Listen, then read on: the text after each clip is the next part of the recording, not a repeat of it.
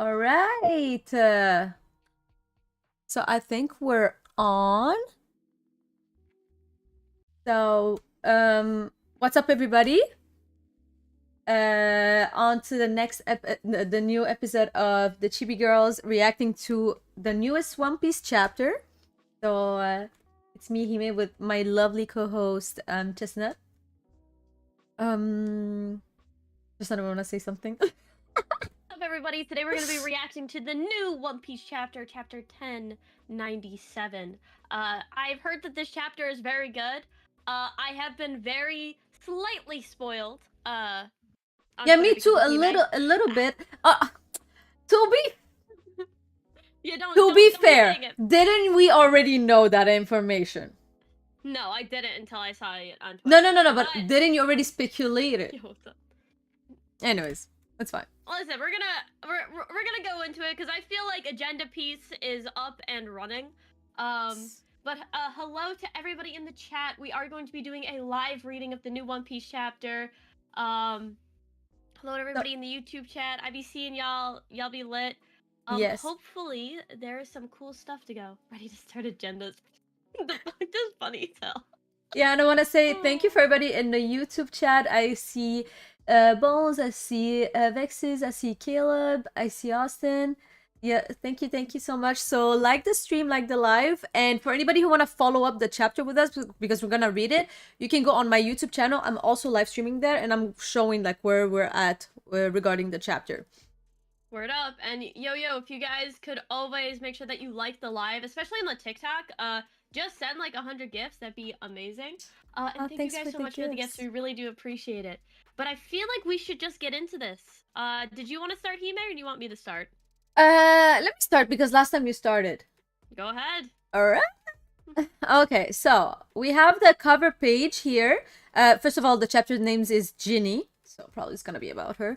So we have, I guess, adult Kuma. I don't know if he's trying to like get some fish. Kuma catching salmon. Okay, he's catching salmon in the river, and you have, I think, maybe is that Ginny in the front? I have no idea. Probably. Yeah. I don't know. So, and I don't know who's in the back, but it doesn't matter. Cute. Perfect. Let's get into it. All right. So, 8 years after the the God Valley incident, which is 30 years ago. Please help me, Kumachi. I've been coming here since your EA was around. Pa. What is like dad? Oh, okay. You know what? Because she's a PA, and I was like PA. Anyways, all right. Since your pa was around, it came as a nasty shock when you all went and disappeared on us. Oh, this Kingdom of Sorbet, South Blue, just for your information. But it's comforting to know you grew into such a sweet boy. Your parents did a great job. I'm sure they're so proud of you becoming a bona fide clergy? A bona fide clergyman. Yeah, I have no idea how to pronounce that. Down here in the South, we love our clergyman. Yeah, I have no idea what that means, by the way. Like, English challenge. Anyways, days and months pass by, and we see then Kuma, I guess, trying to heal somebody. So he is titled as Pastor Bartholomew Kuma, 17 years old. Yo, he looks like he's 30 years old, bro. Anyways, there are hardly any youngings left in this country these days. It's no wonder we're getting poorer and poorer. Then the old man is saying, what a relief. I feel so much better. Bless you. And then another geezer is saying, me next. My hips are killing me. So I guess Kuma is just like, you know, taking the pain away from these old men. Next up, we have. I love this. Yeah, I know it's so. I love this because we've always kind of figured that Kuma had some sort of relationship to religion, but it's nice to see that like Oda's really going all into it. Like the reason he's carrying a Bible is because it makes so much sense. He's religious after that. I love it. I want to say hello, Ragnar, and yes, we are also streaming this on my YouTube channel. Yeah. All right. What's up, Ragnar? And then also I see Doran's in here as well. Yeah, oh, what's up? What's up, everybody? All right. Keep going. All right, so now there's other old people saying, we can't thank you enough. God bless you, your miracle hands. Can't you do this on weekdays too? So he only do this on weekends, I think. Then, fat chance, Sundays only. Ooh, that's Ginny. Oh, Ginny's a baddie, bro. Yo, Hold up. We don't know. Look at me. You don't be saying that till we see how old she is. I mean, Okay. Never mind. Oh yeah, my bad. Wait. No, it's okay. I scrolled down. Okay. I was about to catch a case, bro. So, just to say this, Jeannie is 21 years old, so she's totally legal, okay? Perfect.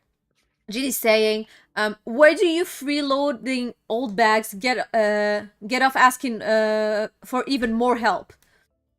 Then the old people saying, ha, we've gotten the attention of little Miss Cheapskate. Quit flapping your gums. This isn't a nursing home. I love how she's like defending Kuma and she's like, she cares about him. And then they're saying, I tell you to wash your mouth out if you weren't such a cutie pie. I heard there's no end to the numbers of suitors that comes knocking on her door. I mean, she's pretty. That literally reminded me. Have you ever seen the SpongeBob episode where Plankton is talking to this old lady and the old lady goes, someone should put you in your place. And he goes, someone just said you're floating 10 miles down the river, Grandma. I'm gonna be honest with you. I don't remember. But listen, I already I could visualize it because I know the characters. Anyways, but all right, and then she says, "Don't change the subject." And then the old people saying, "None of them have a chance with Kumachi here. Just looking into that calm face of his is enough to comfort anyone." Oh, then Kuma is like, you're too kind. Yo, Kuma is such a good person. Anyways, and Ginny says, you're the one who's too kind. Yeah, he is. I love Ginny so much. Oh my god, bro. That was the funniest thing I've heard all week. That was hilarious. And then and then the old people say, to tell the truth, we'd love to donate and support our Kumachi, but we've all been struggling just to meet the celestial tributes recently. Oh my god. Okay, there's taxes. I'm sure you've heard about our new king, right? What? Okay, there's taxes. What? Am I wrong? Am I wrong? Wow, they got taxes. Bruh. By the way, not to swear. Yo, the thing is, she has a noise gate for the people on YouTube. She has a noise gate, so when she screams, y'all don't hear her because like she blocks it. Anyways, that is right. I was screaming, bro. That was funny, bro. That is why. Okay, yeah, 100. I agree with you, Miles. Anyways, do I still have IRS? By the way. By the way, do I do 3-page? So another page? Yeah, I'm so sorry. I'm so disruptive today, Hime. This stuff is just... It is totally fun. Okay, let me keep going.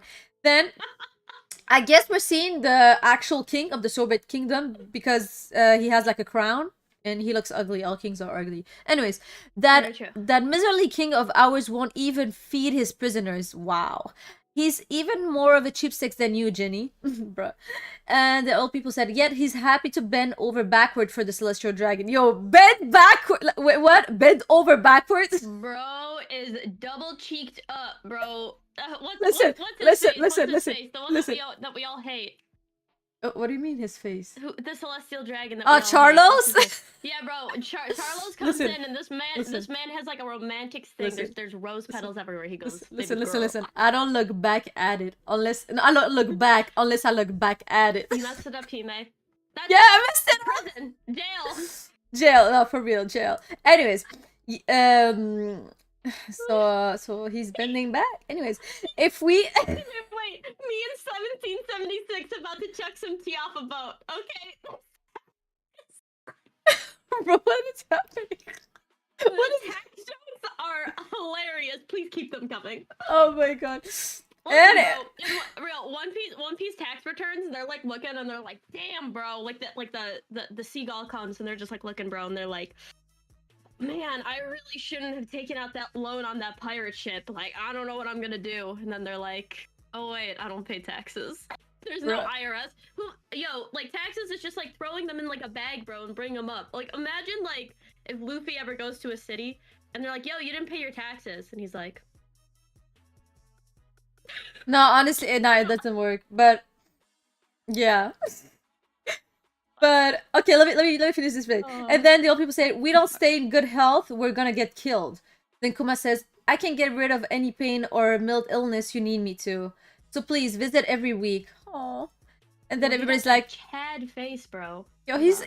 way too sweet, bro. And then everybody's like, thank you so much, Komachi. Chad, And bro. then he goes like I guess he's inside of his church, and there's like a big paw, like the air paw. It's probably like all the hurt, like I don't I don't The know how pain? the pain, yeah, the pain.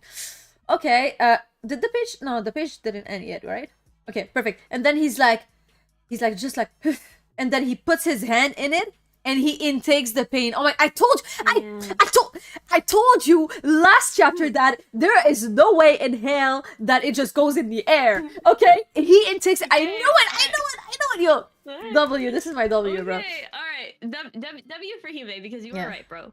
And then he's like this just screaming, and then Jimmy is just like, hiding her face, and he's like on the ground. Oh my god. And then she's crying, and then she's saying, they have no idea you're taking on any of their pain, Komachi, and you keep doing this week after week. And then he says, it can't be helped. If someone doesn't shoulder their burden, that pain and suffering of theirs won't just disappear. Bro, as if the men haven't struggled enough. I can't, y'all. I can't. Kuma is literally the goat, bro. Bro, all my problems seem so small now. Okay. I do feel very bad because I feel like Kuma has this like responsibility to people that so many other people don't have.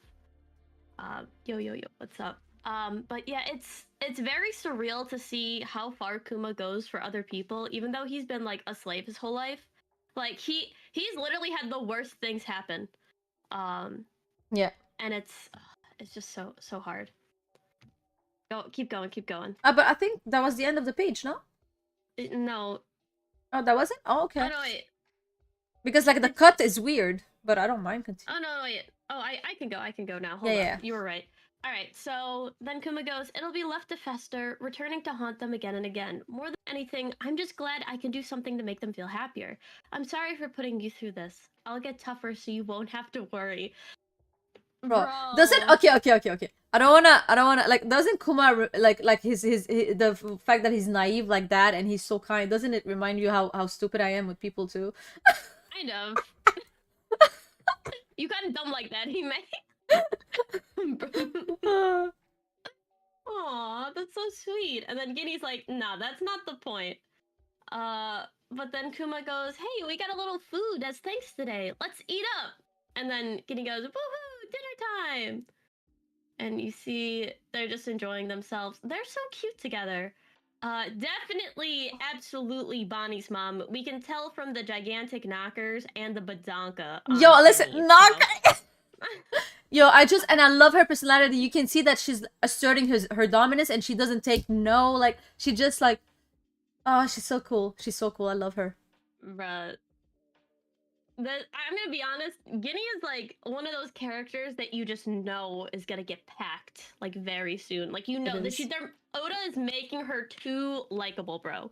Like she's just too likable. Like bro, she's a goner bro, for sure. When you think about it, like me, I call her Ginny by the way, but I think we can say Ginny and Ginny. But yeah, so without her, like the whole like godvalley thing, like it would have never like got leaked.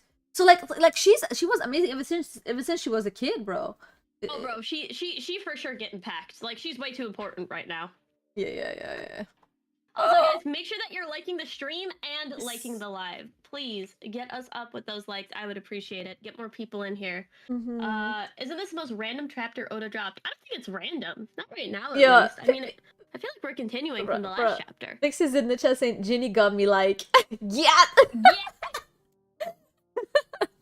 Yo, listen, I understand. That's wrong, bro.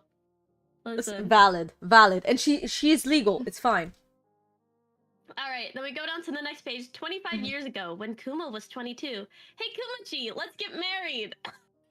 Bro, we love a woman that's just like, you know, she goes to the guy and she says what she wants, bro. Yo, she really did. She said, yo, I want you, and I'ma have you. Yeah, exactly!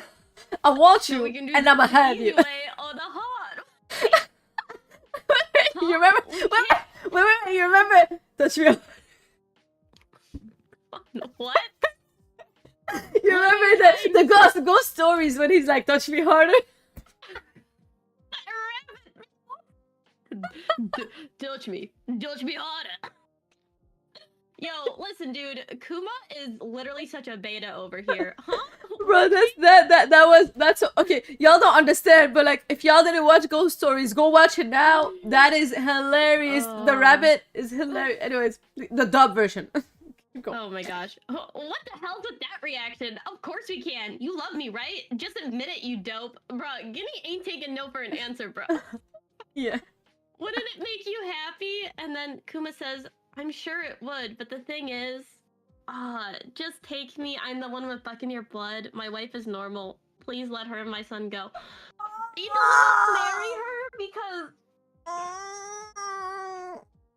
Bro, if this he is... keeps self-sacrificing himself like for life, bro. I don't understand, bro. Can he be happy, bro? Bro, Can he's he be Jesus. happy? I'm telling you, he's Jesus in One Piece, bro.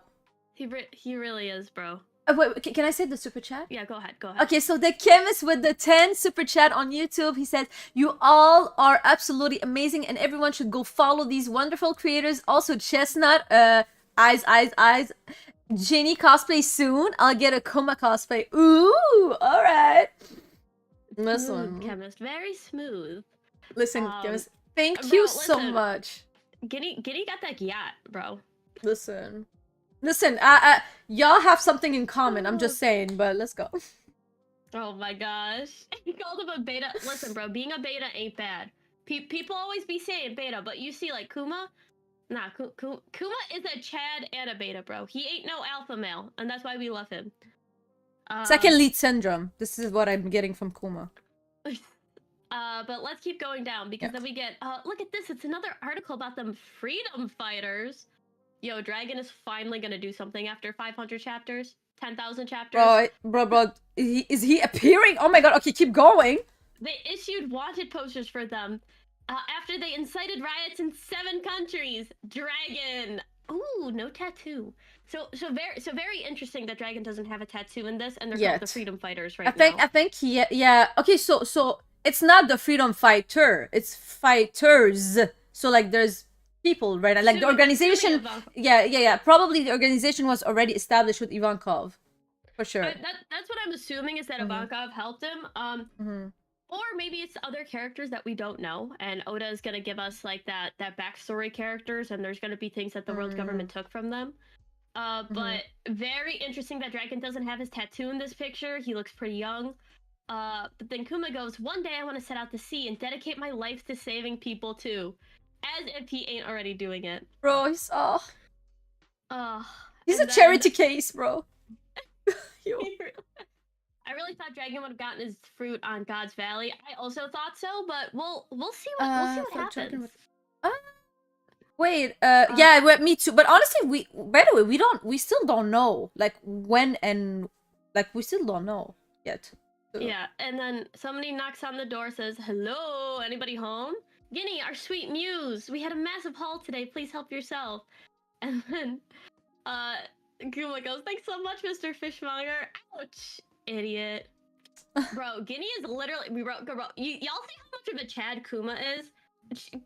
Kuma not only saved so many people on God Valley, got out of there alive, stood up to a Gorosei member, then he bags a baddie and ain't even phased, bro. Bro, listen. He's still trying to help people. He's like a main character, I swear. But honestly, he's just like, he's just so sweet, gullible, naive. Like, it's just, bro. He's like the opposite of Doflamingo, literally. Yeah. I think you still have one page, by the way. I do, so I'll finish this up. Then 22 years ago, something major happened. The people you kidnapped, let them go. Save us, Kumachi! What are you yelling about, you big oaf? Are you trying to pick a fight with the royal army? That's treason, you know. And this is in Sorbet Kingdom when Kuma was 25. He's apparently a pastor of some church in the southern province. Hey, pastor, didn't you know about the new law? We're allowed to do whatever we want to you southerners. You're planning on enslaving them? And Kuma's like, shook, bro. I won't let this pass. He's a rebel! And he goes and attacks them. And then, my liege, this new policy. And we see some guy talking to the king. The people might find it hard to swallow. It is of no consequence. They'll soon grow accustomed to their new status. Before long, it won't bother them. They'll all come to see the Southerners are for the vermin that they are. Oh. Bro, All he's right. like making classes. Like he's establishing like classes like in his kingdom. This is crazy. Yeah, this is very similar to what happened in Goa Kingdom as well, where it's like people on the north end were like the Yeah. high and the upper class, and people on the south end are like enslaved. Very interesting how the world government seems to do this on all of their islands. It's almost Bro. so. My big thing is that the world government is purposely segregating people so that they're fighting amongst themselves. You'll have the people on the bottom who are just trying to basically survive. The people on the top who are now focused basically all of their energy on the people on the bottom. So they can't really think about the actual overall system, which is like, yo, the system is messed up because it's causing all of this stuff. The kingdom is corrupt. The people are corrupt. But when your main thing is getting food, making sure you don't die in a war, making sure that the people underneath you don't rise up, these are things that you're now going to go to. And to be honest, this is actually redlining, where you just take districts and you just redline and say, like, this is for certain people. The political symbolism that's in One Piece right now and that Oda is trying to push is quite literally showing that, like, how evil certain governments are. Yeah, literally it just starts with the king like effing everything up, and it just like goes downhill from there. I wanted to say Vexus says it said something. He said, I don't think Dragon has a fruit. I know we passed that, but like that would be very interesting because everybody think he has a fruit. Like I wouldn't even be mad at that. I would actually respect him more, but like that's just me. Anyways, he's doing the win stuff with his conquerors hockey, guys. Listen, nature's conquer, bro. Yeah, but yo, this is effed up, honestly. Like, oh my god. Anyways, let's keep going. Let's keep going. It's your turn, Himi. Yes. So we have like a map of probably the kingdom of Sorbet. So it says here, from this day forward, the borders of Sorbet shall stop at the edge of the northern province. The amount of celestial tribute is decided by a country's population UC. Oh my god. Will no longer be weighed down by all the old fossils in the south. We must cut out this cancer so the fittest of this glorious nation can thrive. Oh my god, so we have like a map of like the castle and then the south where like there's Kuma's church and the old folks village. So we can see like the exact like where the rich people live and where the poor people live. It's always in the south. Did you notice? Like it's crazy. Yeah.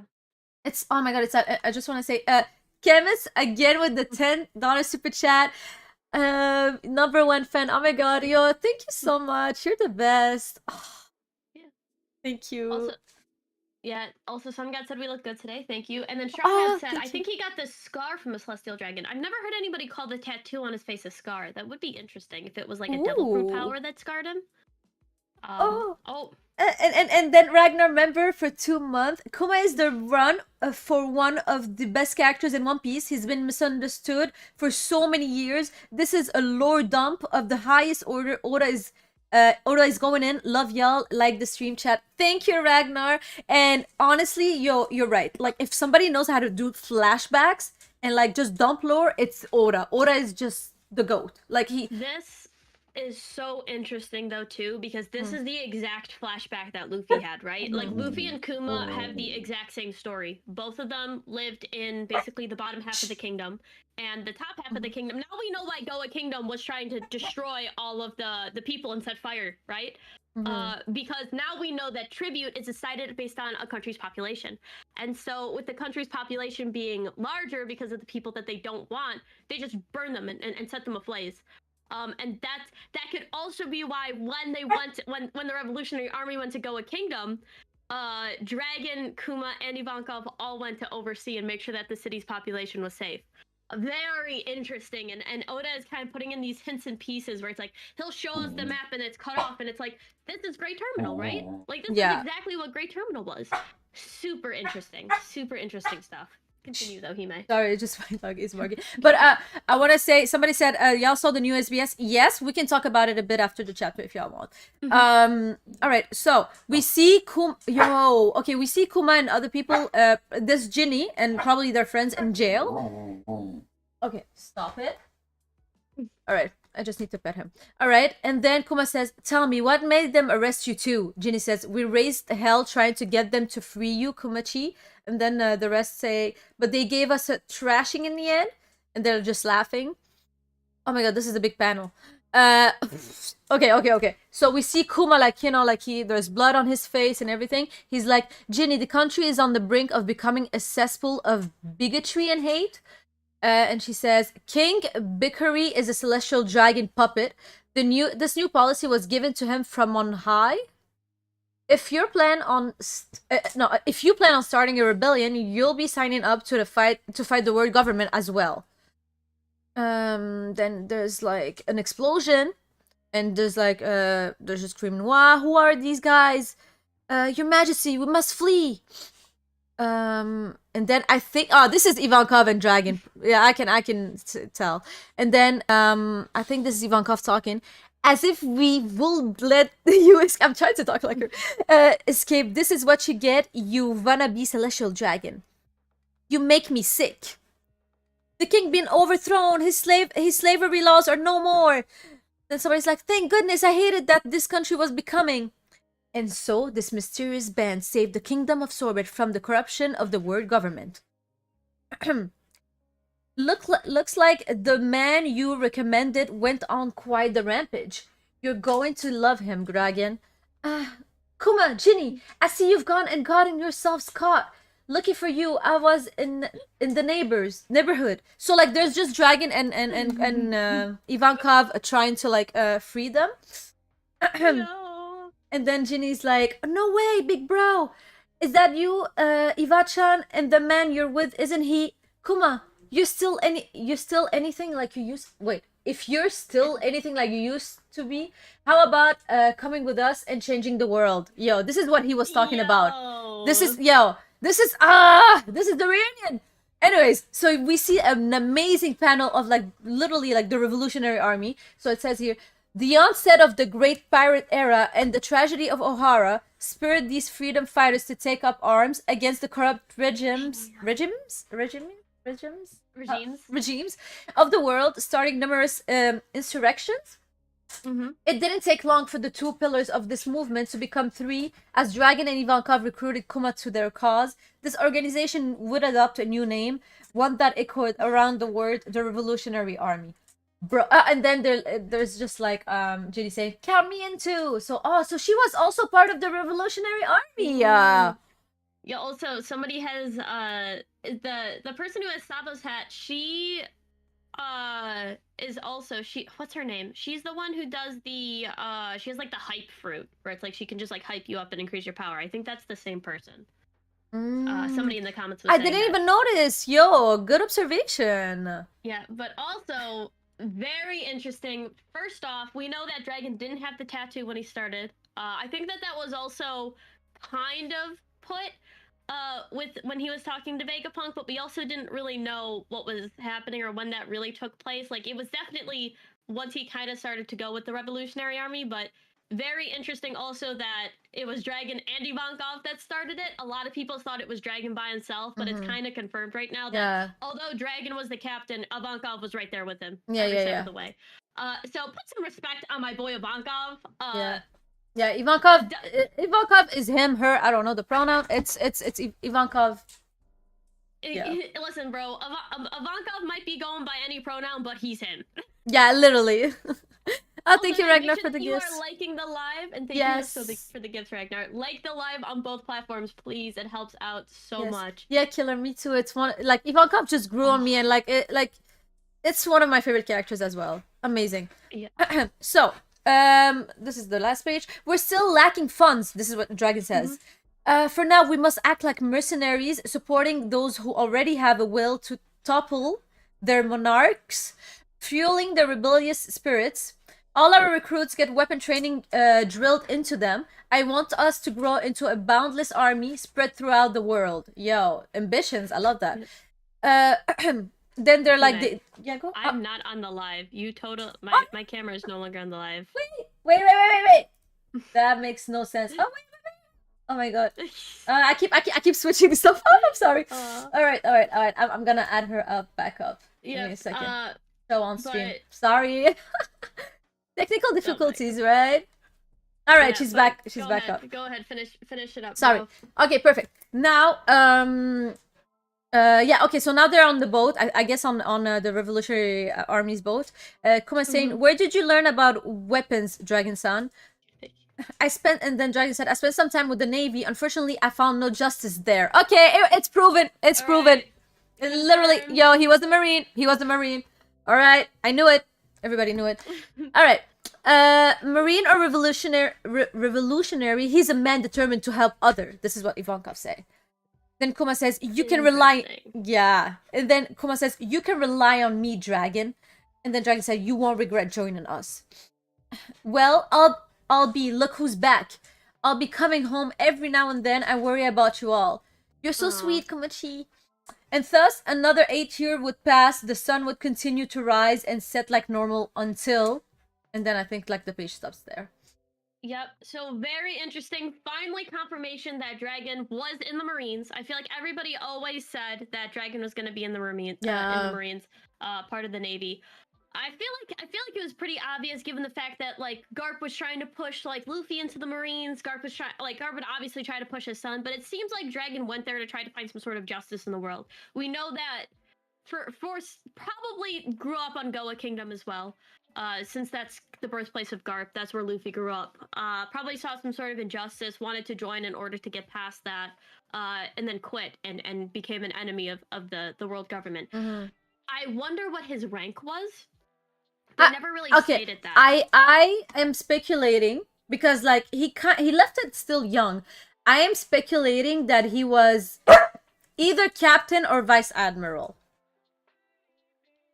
Yeah, I would say Vice Admiral would probably be good, because let's be honest, if Dragon was an admiral at this point, it would be very hard for him to just up and leave. No. He's not. He was an admiral because bro, he would be way too strong for somebody this young. Like it makes no sense. Yeah, captain.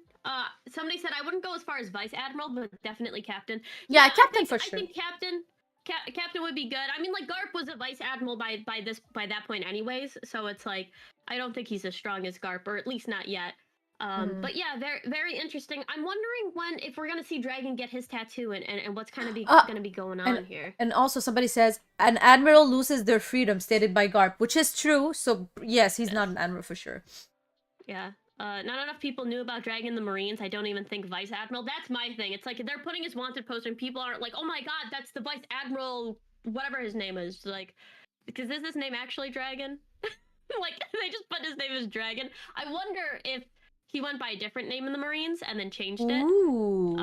That was always something that I thought about. Like, what if like in the Marines he didn't really show his face and went by a different name, and then when he was a revolutionary he showed his real face and went by Dragon. Because they don't say like Monkey D Dragon. For obvious reasons, they don't want people thinking that he's related to Garp in any way. But yeah, very interesting. All right, it's your turn. But all right, so then 14 years ago, a certain kingdom, and we say, you look excited, Guinea-san. And she goes, isn't that obvious? Can you blame me, though? Captain of the Revolutionary Army's Eastern Forces, Guinea. And she is looking fine, bro. Like, damn. We're so close to the day where we get to link up with Kumachi's squadron. I'm so happy I can hardly breathe. Captain Kuma, that lucky dog. He's won the heart of the lady we all admire. Huh? You creeps admire me? Gross. And then the Revolutionary Army headquarters in Baltigo. Dragon-san. Guinea's been captured? The enemy took us by surprise. Please forgive us. So we don't see when Dragon gets the tattoo. It ended? Wait. What? Wait, I thought there would be at least 2 more pages or 3. Wait. You Chris. No. That's it, bro. What? Chapter. An entire chapter where Dragon does nothing again. Bro, I mean, are you surprised? I'm not surprised personally. Like, listen, I'm not saying he's a fraud. I'm pretty sure he's gonna be strong, but oh my he's God. underwhelming. for now. Bro. I know a lot of people are like, oh wait, that's on chapter 1100. Bro, I swear to God, if he doesn't do anything on that chapter, y'all better go hide because I will become unbearable. I will become unbearable online and I will not shut up for a whole week. I will make so many skits. I will make so many skits dissing this man. Just brace yourselves. Brace yourselves. What is this, bro? First off, I wonder who captured Guinea. I feel like that's the big question after this chapter, right? Who possibly captured Guinea? Because we know that Guinea is a revolutionary captain. The captains are able to take care of themselves unless there's somebody pretty strong going after them. I mean, but they're different squadrons, so like probably she was on a mission or something and she got like captured, you know? Yeah, this is also the girl that was able to escape God Valley and wiretap and do all of this stuff. I feel like we can't forget about that. So yeah, but yo, tell me, there's no way y'all managed to disrespect Dragon, bro. What did Dragon do? no, but that's the thing. That's the thing.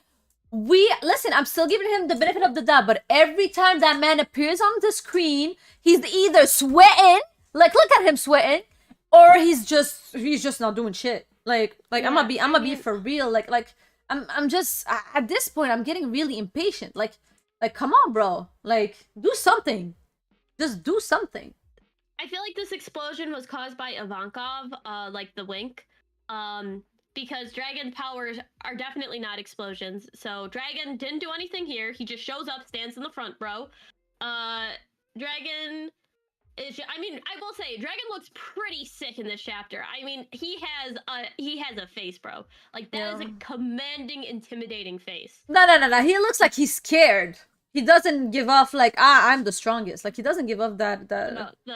No, you won't regret joining us. That's like. Oh no! Okay, you won't. Nice yes. I thought you were talking about this last panel. He got that like jawline, bro. He's like he got a jawline like me, bro.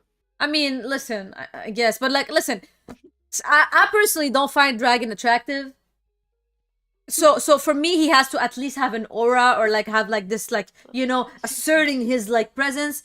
He just doesn't do it. I feel like he's always stressed and like. That is true. I don't feel like he's the leader, bro. I hate that, bro.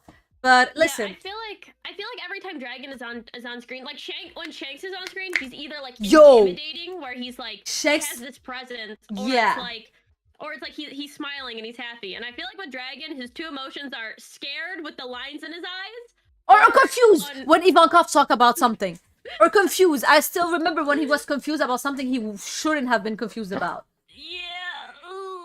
I don't know, bro. Listen, y'all. Listen, y'all Dragon fans are probably like fending for yourselves every day, defending this man. I feel for y'all. It must be really hard to be a Dragon fan right now, but just I commend you because you're sticking beside your man. Okay, I commend you guys.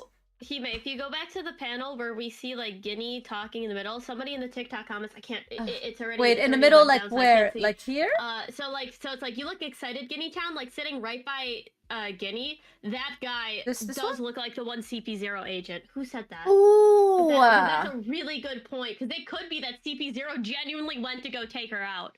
And by revolutionaries. Yeah, and by the way, Baraka-sama, yeah, maybe there was spies. Like, I'm pretty sure there's spies in the Revolutionary Army. Like, that would make so much sense.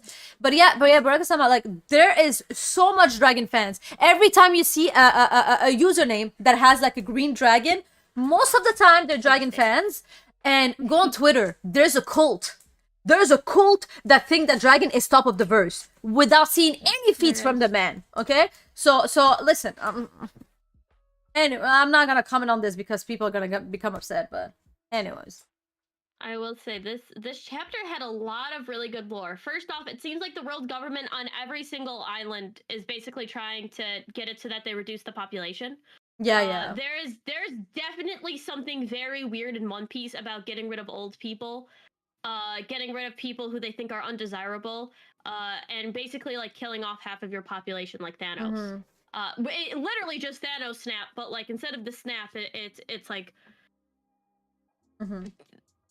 classism. But it is very interesting that this is now two islands that we've seen have basically this exact same thing happen, and we know the reason why is because the world government is doing taxes based on population, which they really shouldn't be. it doesn't make any sense because even if an island has a big population, it should be based on income rather than population. Because what if you have a large poor population? They're not going to get as much money because they're poor. And but if maybe they it's don't have based on resources income- too. Like Exactly. it makes no sense. It is very weird how the world government does this, almost as if they want people to basically sell people into slavery and do all this stuff. They're basically they don't forcing care. Their own system. Literally, yeah. It's- By the way, yeah, exactly. Yeah. His. Okay, I want to say something about his title. His title is about his vocation. It's not. It doesn't reflect how strong somebody. It doesn't say like, oh, he's the strongest, like Blackbeard, or like the strongest creature, like Kaido. Like, it's not about that. It's about him being like a wanted criminal. And again, Fisher Tiger had the same title. So Yeah. it doesn't make Fisher Tiger stronger than anybody. I'm just saying. But I'm not saying again. Oh, go ahead. Sorry. I was just gonna say, somebody said something interesting, like he had beef with Akainu. I absolutely think Yeah, he did. I believe it too. I believe it because they had the same age. Absolutely. They have the same age. They do, and also we already know that the reason that Dragon became a revolutionary, although obviously all of the events that were happening, was the Ohara incident. What happened on Ohara was so disgusting that Dragon could not turn a blind eye. Unlike Garp, apparently, who just did not care. I'm like, Listen, Garp. there and said, Listen, Garp heard about his boyfriend, Rogers, and he was like, "Oh my god, yo, I need to go see him." oh my god. Yeah. But yeah, it is very interesting what's happening. But also, I feel like Kuma having basically the same backstory as Luffy, also amazing. I think that there's a lot of great parallels, especially with like the Joy Boy stuff, where it's like I feel like they're kind of making it like the original Joy Boy was a buccaneer, which is a theory that I made when the chapter came out, especially with all of the parallels to them. I do think that the original Joy Boy was a buccaneer at this point. I think that that's very much hinted at with these chapters. Kuma and Luffy being very similar could also maybe be like Kuma's the bad version of Luffy. You know what I mean? Like there's like the bad futures and the good futures, and it's like Kuma is just like if Luffy went wrong and couldn't protect people and couldn't do that. And I think that we're gonna see this with Guinea. Guinea ain't making out alive. I also think that the theory that Bonnie is a clone now has a lot more backing, considering that, you know. But we don't know. But we don't know if she was pregnant with him. Like she loved him and he was okay with marrying her. But they were separated. Remember? Yeah, but we don't know if they hit before. Like I don't know. Look at this, bro. Look at this. She def ain't pregnant. Where's that baby bump, bro? Oh god. By the way, the chemist super chat the 20. Thanks for being you. Oh my god, thank you so much. And Abdullah with the I don't know what the type of money this is, but it's 75. He says, from what we saw in the last couple of chapters, will the Straw Hat go to Pirate Island to save Garp, or will go to Elbaf and he will be saved without visiting the island? Because next is Lodestar after Elbaf. So, first of all, again, thank you so much, the chemist. You're amazing, and thank you also, Abdullah. Listen. The thing is, I do not believe they're going to save Garp. I think they're going to Elbaf directly. I personally think that Aokiji will probably keep Garp alive, or I don't know, man. I still feel that Aokiji has this hidden agenda. He's maybe a spy or something. I don't think he would kill Garp because he has a history with him, but I might be wrong. We'll have to see. But I don't think they're going to Elbaf directly. What do you think, Chestnut? Smoking that Garp pack, bro. Garp come on, bro. Bro. Listen, bro. Listen, bro. Shaka right through the head. We got the Don Quixote over here getting quite literally strung up and crucified. There is an entire human hunt by the Celestial Dragons. Garp is done for. Like the Egghead is probably gonna be one of the biggest like death arcs in One Piece. It already is. The amount of people that have died in Egghead is awesome.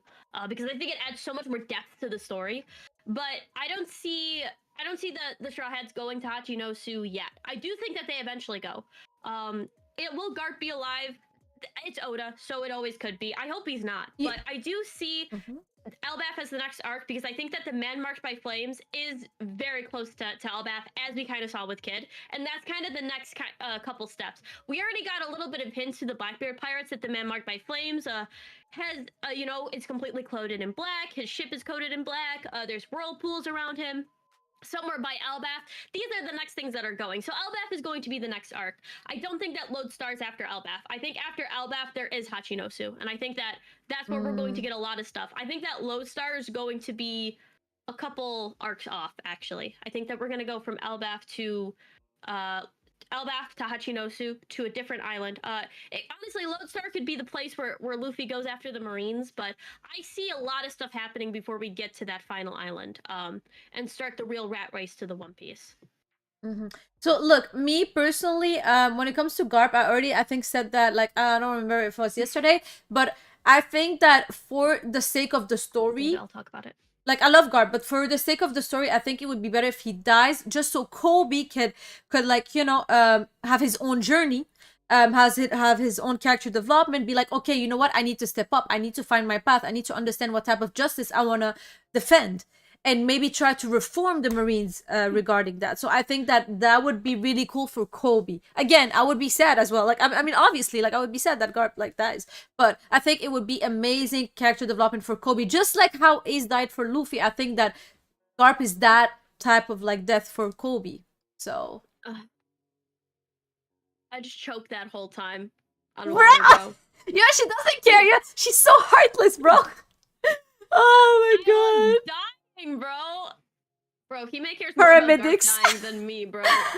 bro. But somebody said that Guinea is Bonnie. But Kuma liked her memories, and the reason that she can age is with the age fruit. Now, but I because this is 14 years ago, right? So that would mean that Guinea is a lot older, like, regularly. But when we see Bonnie, especially Bonnie in water, her real age doesn't revert back to regular Bonnie. Her age, as we saw in the beginning, was very young. I think that the Bonnie as a clone theory is holding a lot more weight at this point. Yeah. I know that a lot of people don't like the clone theories. I know, but... it just doesn't make sense because everybody keep calling her like a little girl. So, like, it just doesn't make sense. She would be such an old lady right now. It makes just no sense, bro. I just don't see it. I really don't see it. Do you think that Guinea was a celestial dragon at some point? Nah, she was always a slave ever since she was young. That would be really weird. So here's the thing, because we never were really told that Guinea... I mean, like, I guess she said that she was a slave, like, in the thing, but, like... Was she? Did she not? You don't think she had any connection to, like, the God Knights or anything? Because, like, the way that they be talking about it, like, she had a lot of information. Now, say what you will, but the fact that she had so much information about stuff, right? Like, Guinea was able to basically hack into the world government and give all this stuff off, and she had all of this crazy stuff. She knew all of it. I don't know. And also, the reason that the Gorosei are very kind to Bonnie, especially if they know that she's, like, a clone or somehow related to Guinea, because they don't like Kuma. We already know that Saturn does not like Kuma. It was about to basically KO Kuma during God Valley. Why save Guinea? No, but we don't know what happened to Ginny exactly. Like obviously she's not among us anymore because, like, we don't see her in the story. So maybe she was modified. Maybe she was cloned. Maybe something like that happened. But I don't think that it's Ginny herself right now. Like, it's not Ginny. It's maybe another version of her. Maybe. But it's not the same person. No, but my thing is that, let's say that this Ginny, the Ginny that we're seeing right now in this chapter, had some sort of relationship to the God Knights or the Celestial Dragons. She helped Ivankov escape, right? Because Ivankov was a slave. Why would she do that? So here's the thing. It could just be that Guinea didn't know, very similarly to how Shanks didn't know. You know what I mean? Like, there's this theory that when Shanks went to Roger told him he was a part of the God Knights and a part of these people, and he starts crying, right? Like, people get lost all the time. And it could have just been that in the confusion of what was happening with everything, like Guinea gets lost, ends up going with Ivankov, and then saying like, "Oh, this," because like, isn't it weird that like when Kuma was like, "Oh, I was a slave like this," like didn't Guinea hold up? I'm actually gonna go back to the last chapter and look, because I'm pretty sure Guinea goes like, "Oh, that's crazy. I did the same thing too." Hold up, I'm going right back to that chapter, and I'm gonna look at that right now. I don't know. I feel like it would be way too crazy if she was actually related to them or like she was in cahoot with them. I would really. No, not cahoots, bro. Just But the thing is, like, why would they make her like a slave? the thing is, no, I'm saying she was never a slave. I'm saying she lied Oh, about it. okay. But why would? Because she goes like this, Kumachi, how old were you when you became a slave? And he goes 4, and she goes, oh, me too. I mean, Interesting. It's that so let me lay this out. Let me lay this out to you as possible, as clear as I can, right? So Guinea is connected somehow to the God Knights, right? On God Valley, she ends up going, but she gets lost somehow in all of the skirmish and ends up running into Ivankov.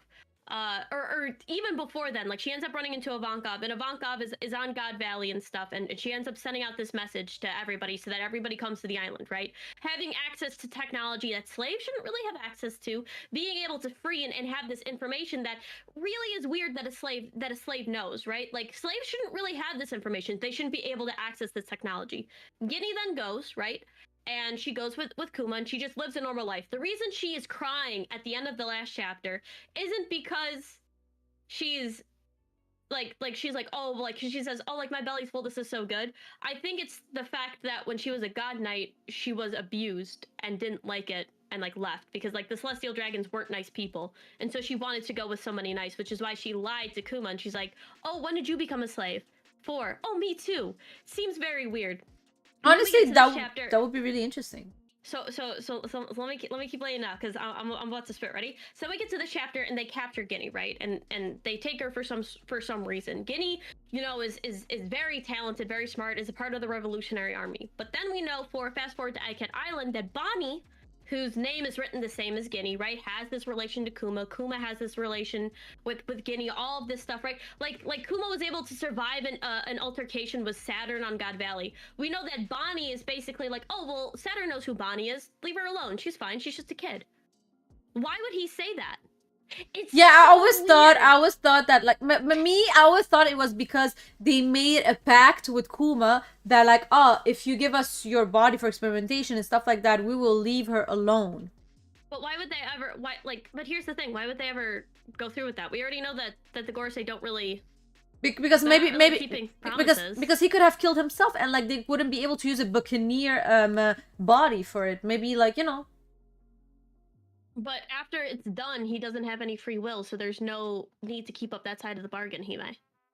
Like they I don't aren't know. good people. So the thing is, and this is the theory, is that the reason that Guinea is probably going to end up dying isn't because the Gorosei are going, or like the whoever captured her is going to kill her. It's because she's going to basically sacrifice her life in an altercation and end up being either somehow it's Bonnie, somehow she gets cloned, whatever, however you want to say it. But she's related to a god knight, and that's why Bonnie is held up by the Gorosei. Oh, well, she's just a kid, let her go. And that's why he treats her like a human being. Because as we know from Egghead Island, Saturn does not think that any of these people are humans. He literally looks down on regular people and says, like, you guys are insects. Like, he even said that he's like, y'all are insects. Oh, but Bonnie's just a kid. Just let her go. Very, very weird. It's very weird. I do feel Unless that there's it's some sort of weird. connection. I do feel that it's weird that he's just like he's treating her differently.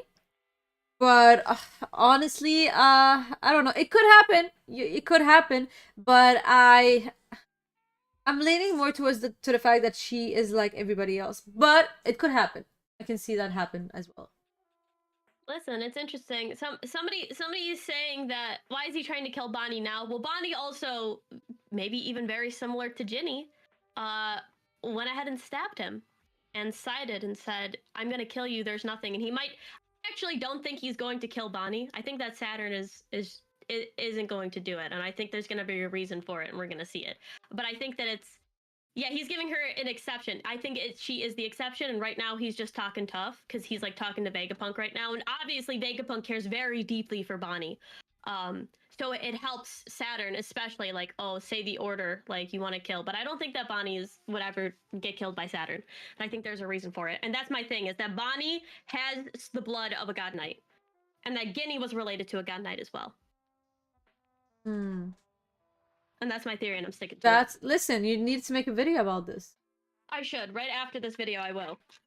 Do I think that current Kuma is stacking damage to pass the Saturn?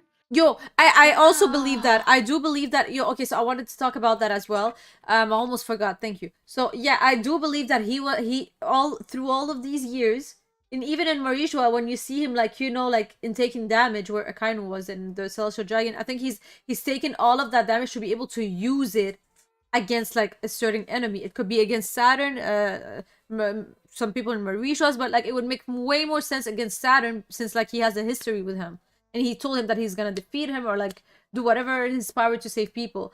Like he hated him, so that would make a lot of sense. And the fact that he teleported himself also like to somewhere. So like where is he teleporting himself? Like obviously to Saturn. Like it would make so much sense.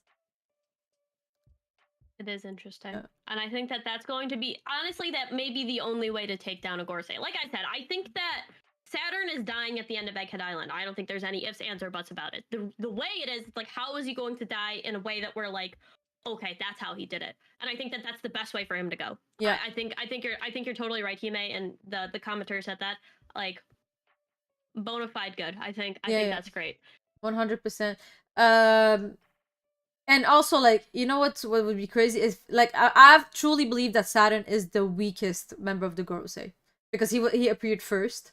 So Okay. imagine how strong he is. Like he is shown. Like imagine the rest of them. That it's I'm just like I just can't like I just can't see like how the Straw has like they need to upgrade. They need to like become stronger. Obviously, they were pinned down to the ground because of Saturn. This is gonna be really crazy. Yeah, very true. There's just so much stuff that's like, it's interesting, isn't it?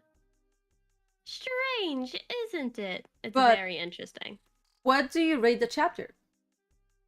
Another interesting question. I think that this one definitely wasn't as hype as like some of the other ones. Like last chapter, we were like squealing, right? Yeah.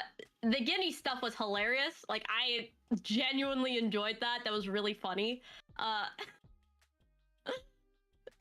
Guinea is a menace, bro. Yeah, I love her. I think that this chapter was pretty good. There was a lot of really cool lore drops, and I think that there's going to be a lot of people who hype it up because Dragon's in it. I like Dragon. Dragon is interesting. I'll be honest. Needs to show some stuff soon. Like we need to start seeing some stuff. Yeah. So I guess like as of right now, I'm gonna put it as 8 out of 10. I think that there was a lot of good stuff. I think that Kuma carried the chapter. I think that there's gonna be a lot of like really nice hype going on soon. So I'm excited to see how everything goes. Maybe I would give it a. It's either 7.5 or 8. Just because I'm being more harsh because we had so many peak chapters from Egghead, and I can't just give like a high notes for every one of them. But I loved the Kuma backstory, understanding his power better, understanding his character better. So I appreciate that. I think I'm taking off points because like once again I was like disappointed by Dragon. Like you saw the last chapter, like the interest of the Rock Spirit. We saw like Rogers. We saw like all of these people. They didn't even do anything, and we were hyped. How come we see dragons in many panels and I don't get hyped? It makes no sense. It makes it's not me at this point. It's not me. It's Oda. He's just drawing him like he doesn't care, bro. Oh, by the way, Parvision just joined with his. I don't know if he's rating us or something. Thank you. Yes, thank you so much. So yeah, we were talking about the chapter and rating it, and yeah, I was just saying that once again, Dragon was underwhelming, but again, surprise, right? We'll see. We'll see. Go ahead. I don't think that Dragon was like super underwhelming here. I think that there was a lot of interesting stuff that happened, right? First off, we know that the Revolutionary Army was started by 2 people, meaning that Dragon may have even been in communication with Ivankov beforehand while he was in the Marines, because Ivankov even goes like, Marine, this, like, who cares? Like, you know what I mean? It's like, oh, it's whatever, like, Dragon is Dragon, and I'm wondering if they were friends before. Ivankov Luffy mom theories coming soon. Yo. Just kidding. It's better than the crocodile theories. Bro, anything is better than the crocodile theory. And somebody's like, yo, stop hating Hime, bro. I was born a hater, bro. Listen, bro, I think there's a lot of really cool like things here. Yo, Parv's in here. Yo, Par, you just missed me spit about Guinea being a god knight, bro. Like, which I think is probably the best thing that came from this is that I think we get a bigger picture of why Bonnie is getting special treatment from the Gorsei, which is also why I gave it an 8 out of 10. Because let's be honest, there's no reason for Saturn to see her above other humans, especially because she has this connection to Kuma, who Saturn literally wants to wipe off the face of the earth. The Buccaneers have all of this connection with Joy Boy and the Nika fruit, so it's like, why even appreciate, like, it should be like Bonnie's on the island, oh, kill her off first, she has a connection to this guy. But it isn't. It's, oh, well, Bonnie's just a kid. All of these other people are insects and they're beneath me, but, oh, Bonnie's just a kid. Why would you do that to her? We already know that the Gorosei have no issue. Like, the Celestial Dragons have no issue murking kids. They literally did it on God Valley. People were holding their kids in order to protect them, and yet Bonnie gets a pass because Guinea is a god knight. Guinea lied last chapter. Oh, when did you become a slave? 4. Oh, me too. Oh, I'm crying because my stomach is full. It's like, no, she's crying because she's free, because she could not fathom what the God Knights were doing and what the Celestial Dragons were doing to the people on God Valley. She couldn't deal with it. So she left, pretended to be a slave, went with Ivankov, and then went with somebody who was kind. But now I guarantee that the reason that they captured Guinea, because why capture instead of kill? Like, Guinea, although she's a revolutionary commander, isn't going to have that same bravado as Dragon, right? So why capture her? Unless you're trying to bring her back home. Why give her that sort of reverence? You know what I mean? But also, it could be because they want to, like, get Dragon to come and save her. I mean, which also could be, but at the same time, like Dragon would have came for anybody though. Like, you wouldn't have, you could have just like killed off somebody else or like captured everybody then and left it on the island and ambushed them on the island, right? Why capture Guinea? Where is she going? And it's like, enemy took us by surprise. And also, it's very weird that a CP0 agent is in there, which definitely looks like a CP0 agent without a mask. Yeah. Looking at that panel, he does look like. Yeah, I mean, again, I wouldn't be surprised. I said that once. I wouldn't be surprised that there's spies inside of the Revolutionary Army who try to infiltrate to give like information to the world government. Like there's spies everywhere. It would make a lot of sense as well. Yeah, it's very weird. He said, yeah, I think the strongest evidence is the lack of celestial hoof on Bonnie. We really dive deep on Bonnie's outfit to look at that in the past. Captured is a very interesting word. I love that you honed on that too. Yo, we are mind rubbing in right now. Yo, listen, if anybody's going to hype up your crazy theory, it's gonna be Parvision, bro. Bro, that's why I said, like, once Par is like starting to get back into like doing regular content, we gotta have him on like one of our streams. Yeah, because, I'd be so down. Me and Par mind rope so heavy every time like we're on together, because it's like it is interesting, isn't it, that it's captured instead of oh they took her, they did. It's like, no, like they specifically like they captured her, they took her away somewhere, like took her in chains, where it's like everybody else is left on the island. And it's kind of like noted where it's like they came to the island, they captured Guinea, and everybody else is like, oh, like we're all injured, they're all damaged. They specifically went to capture her. Why? Is it the connection to Kuma? It could be, obviously, but at that point Kuma was already close to them, right? She was even talking about, oh well, Kuma's close. Is it because they're going to try to get Kuma somehow and try to separate her, and they don't think that they can take on Kuma? Well, do you think that they can take on Dragon then? Like, Dragon seems to at least be stronger than Kuma, so it's like, if Dragon's obviously going to come too, you're going to bring the whole Revolutionary Army to them. So there must be a really important reason to capture them that would basically say, hey, well, it's okay that all of the others come. It's okay that the rest of the Revolutionary, because it's really important to get this person back. Yeah. That's what I'm thinking. Listen, that would be a crazy twist, and I'm telling you, you're making a video after this about this. But yeah, listen, it could go either ways. I think it would be a crazy twist. I would love it too. I wouldn't be mad at it. I just listen. I just need Dragon to do something. I just need him to do something. It's all I need. Oh my god, bro! The biggest Dragon haters are right here, bro. I'm not. Listen, I'm not even a hater. I just want to see something happening. Like, is that like we are 1097 chapter in? Like, can he do something, bro? Oh my gosh. We got a 5 from the Cursed Eye. He says Chestnut may be cooking with the grease on that Bonnie theory. The pickup on the small details is crazy. You two are great. Keep it up. Thank you so Yo, much. thanks, Thank Tristan. you.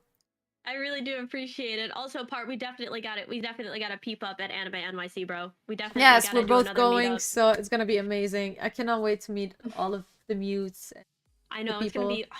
We're gonna have so much fun. Yes. I will say, it is funny that Dragon has no tattoo, no tattoo, no tattoo, and then all of a sudden has a tattoo at the very end.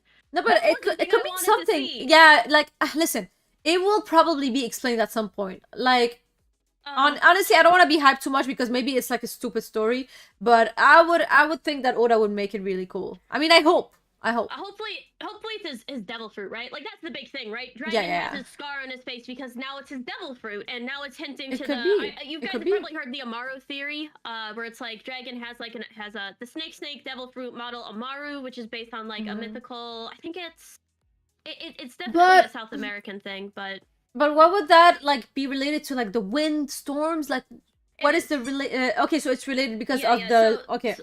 So the Amaru is a mythical dragon beast from South America that has a relationship to winds and revolution. Then basically. it makes sense. It makes sense. Yeah, so it's like when you start to look into it, it's really interesting. Also, Par, Thank you, Par. Thank you. You're so sweet, dude. Oh my gosh. Listen, we definitely gotta talk to get Par on at some point because Par be cooking with some of his theories, bro. Yeah. We gotta get him on. I think people would love it.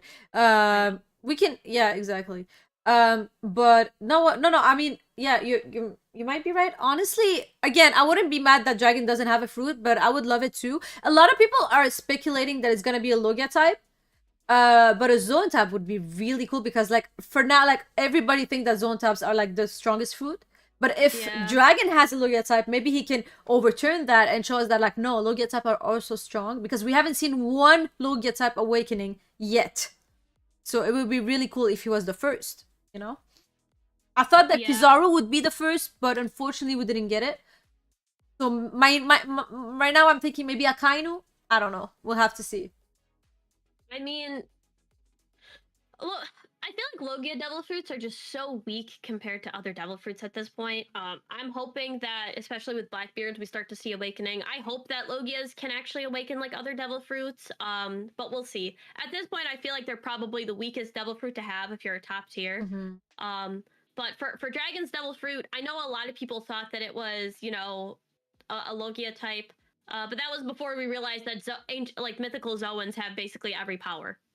And also somebody really said, yeah, somebody said that isn't Greeble fruit awakened? We didn't have confirmation regarding that, so we can't really. It's a speculation. We don't know. I hope he has it awakened because his devil fruit is pretty cool and he's able to affect it. But I would love Logia type to have the awakenings because unfortunately they're like at the bottom right now. Like they need a power up. They need something. I don't know. It would be really cool in my opinion, but it might never happen as well. We never know. Yeah, listen, bro. Oda be lying sometimes, bro. He don't be telling us the full truth. Yeah, but we'll have to see. But also, I just because I promised, like, I just want to talk really fast about the SBS. So I just want to talk about 2 questions that I found really funny in the SBS for anybody who actually saw them. One of the people was asking how does Vegapunk like like he clean his head, and like literally Oda was drawing how Vegapunk was cleaning his head in a pool and fishes are like cleaning his head or something like that. And I was like bro, like why does he pick these type of questions to answer? There was another question where like he was like, oh, does Emu have like a big pointy mouth, that's why like it looks like a crown? And he just answered with scene with the time. I was like, bro, that was hilarious. So I think I know a lot of people are like, yo, these are stupid questions. Why are people asking stupid questions? So like, listen, I can understand people want like more serious question, but I think that it's really funny that Oda picks funny questions. I think it's lighthearted. I enjoy them personally. So that's my take on SBS. The SBS was really interesting because it did confirm the name of Bonnie's devil fruit, which Oda Toshi no Mi. The Toshi no Mi, yeah, which is the age fruit, which I think is very interesting. Age is like the wordplay that Oda does is always great because it's like obviously like the new age in One Piece, like age always has a factor. I also have a video coming out about like if Bonnie can affect mental age then, and de-age people like mentally and like could even age them out of having a dream. We already see that there's good futures and bad Ooh. futures, so it's like, and we know that Bonnie can change futures too. Like she can have like, oh, I have the muscle future and this, and it's like by aging up and aging down. So it's really interesting with that. And I think that the SBSs are great, and they have a lot of things that are yeah. fantastic in there. And also like yeah, no, no, and also like how far can she age you? Like to what point? Because right now she always aged them like I don't know, they're like maybe 1 year, 2 year. But like how far can she go? Like can she actually kill you? Like it's kind of Well, crazy. she has the near-death experience thing, which I Yeah, think is also interesting. exactly. We'll So we'll see yeah, more. that's Also, really interesting. I will say, bro, somebody said, What? you guys ain't giving Dragon any credit, and then I was Listen, like, he's like, Dragon saved the whole country. I was like, listen, we ain't see Dragon do nothing. He said, you'll probably give it to Ivankov. Maybe I will, bro. Listen, listen, Ivankov has shown us listen. too Dragon much. is not saving anything alone. He's saving it with his crew. Just like Luffy is saving it with his crew. You don't just go like and like Luffy saved everybody. Like no, the Straw Hats saved everybody. That's how it Yeah. works. Like we need to give credits to everybody. But again, I am not saying Dragon is not gonna be strong. I am just saying that I will not scale the man until I see feats. For now, he Yeah. is unscalable to me. That's all I'm saying. Just like Emu. Emu is unscalable to me. I pray every day that I have a chapter that proves me wrong about Dragon. Me too. Yo, Pray, literally. pray that Dragon becomes an interesting character. Do you? This chapter, I think that his character is really good, but it's the same thing where it's like, Dragon, I hate that there's this. This is so bad. This is like, I want to see a little bit more into him. Yeah, Like, I just want to see more of Dragon's Exactly. character. Exactly. We just want to see more. Like we're feeding for more. Okay. Yeah, bro. So like, so like, guys, like, bro, we would love Dragon to be strong. Like, I just need something to be able to scale him because I'm not putting him top in the verse if I don't know like how strong he is. That would be unfair to other characters. That's why for now he is in the unscalable list, waiting to be scaled. Is Mihawk Vista level? Y'all set us up. Yes. Listen. No, he's probably stronger than Yeah, Vista, yeah, but me we too, didn't me see too. I much. think so. He's stronger than Vista. I think that like he was just like, he was just fighting, but he probably maybe didn't take it too seriously. He was just like, I don't know, having fun. I have no idea. We'll see. Also, because Babe Pluto did say you want his backstory without the character truly be introduced. No, nobody said anything about his backstory. I want like actual character writing though. You can have character writing without a backstory, as we've seen with Kuma. Kuma had already had a pretty staunch like characteristic before we ever got his backstory. Zoro had a pretty set character before we got his backstory. Sanji before he got his backstory. Nami was a set character before she got her backstory. There are multiple characters in One Piece that are set up as characters rather than just having like a single defining trait.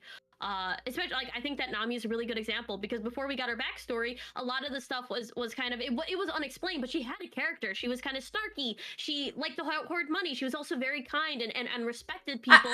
But at the end, she still was holding back, and it's like it was the reasons behind that then that completes her character. But you can still have characteristics and be an individual. But with Dragon, he has one thing. It's either, oh, this is bad, or oh, I can't believe this is awful. And yeah, exactly. It's like either like the situation is bad or the world is bad. We advanced a bit. Like at least we know now that he was in the Marines. I mean, everybody speculated about that, so it wasn't that shocking. But at least we know he was in the Marines, and that he decided to leave because like it didn't fit his sense of justice, which is really cool. At least we get more of his personality, but I feel like it's still like underwhelming. I feel like even his personality though. Yeah, that's the thing about him. Like that's not what's interesting. It's like Garp as a character, you could tell like just by the way that he talks and the way that he laughs, like what type of character he is. With Dragon, we just don't have that yet. Yeah, I wish. Yeah, exactly. Like I feel like it was a bit. I don't know, like for example, Blackbeard, since the first moment I saw him, I understood who he was as a character. And I feel like with Dragon, I still don't know, I still can't seize him yet. So but again, maybe Oda is cooking some amazing chapters that are coming. We just need to be patient, I hope. Because otherwise I will be very disappointed. So I hope we're gonna get to see more.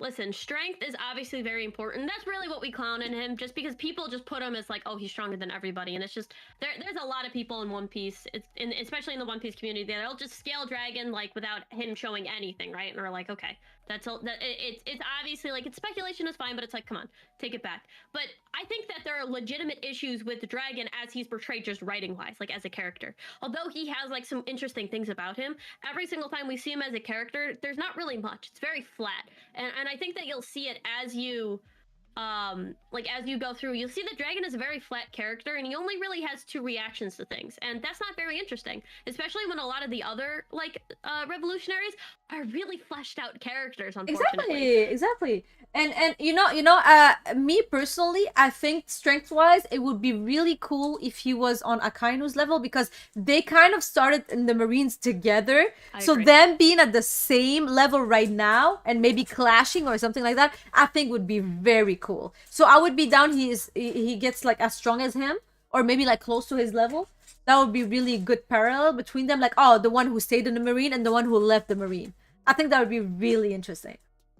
But we'll have to see. Yeah. But yeah, listen, I don't hate Dragon at all. I like Dragon. I want to love Dragon just like how I prove me. Yeah, like how I came. Yeah, literally prove us wrong, Oda. Yeah, this is what we want. Yeah, literally. I told her the same thing about Blackbeard. Like before, like he showed his strength. I was like, bro, listen. I just need to see it. I just need to get attached to the character. I just need to like understand him and to see his strengths, to be able to like relate to him or like get attached to him. Just like I got attached to the Marines lately because of the showings they had. You know? Like Akainu as a character, especially with that Kuma interaction, like that's what I want with Dragon though. I want like that in-depth emotional like tugging, like what is he actually about? What is this? It's like it's interesting. And I think that that's the thing. I want Dragon to not just be strong. And I've said this a ton of times. I don't want him to just be this really strong person. That would be I want him to be as interesting as Luffy is. Exactly. I think Oda will eventually deliver on that. Yeah. 100%. 100%. That would be really cool. Yeah. But yeah, so me personally, I don't have anything to say regarding the chapter. It was really good. The SBS was funny. Do you have something else to add? Nope. I will say that, you know, if you guys are coming from Parvision or if you're in the TikTok, we do live streams every Tuesday at 6:30. So if you guys want to ask us questions, we do more of a Q&A on Tuesday after we're done with everything. So please come sub to both my channel and Hime's channel. We do live streams then. We will be doing more JJK episode reacts, especially because Jujutsu Kaisen is going crazy. We're going to be reacting to the Attack on Titan episode. Yes. That might have an anime-only ending. There's like hints that might be happening, so it'll be really interesting with that. We're also going to be doing One Piece episode reacts. If you guys like watching the One Piece episode, me and Hime always have some interesting commentary. I try to look into the animators and look at styles and stuff. But yeah, we do a lot of content. We both also do daily short content. So if you guys want to see daily content from us, please hit that subscribe or follow us on the TikTok. And also, Chestnut is dropping like an AOT video soon, so peep her channel. And also, if y'all want to see us play FNAF, Five Nights at Freddy's, I played it for the first time. As I didn't stream it, but I saved it. Like how do you say the verb? We made a YouTube video. Yeah, we made a YouTube video, I guess. Yes, and I uploaded it on my channel, so go check it out. It's so funny. Like we have jump scares and everything. It's hilarious. But yeah, so thank you a lot, everybody, and I hope you enjoyed. And I guess our next stream will probably be like JJK maybe. I don't know. We'll see. Yeah, probably. We'll see. I think that the next JJK episode is supposed to be pretty good, but we're definitely going to be doing the Sakuna stuff. That stuff is very fun. But yeah, until next time, guys. Go ahead, Hime. Get us out. Bye. Peace.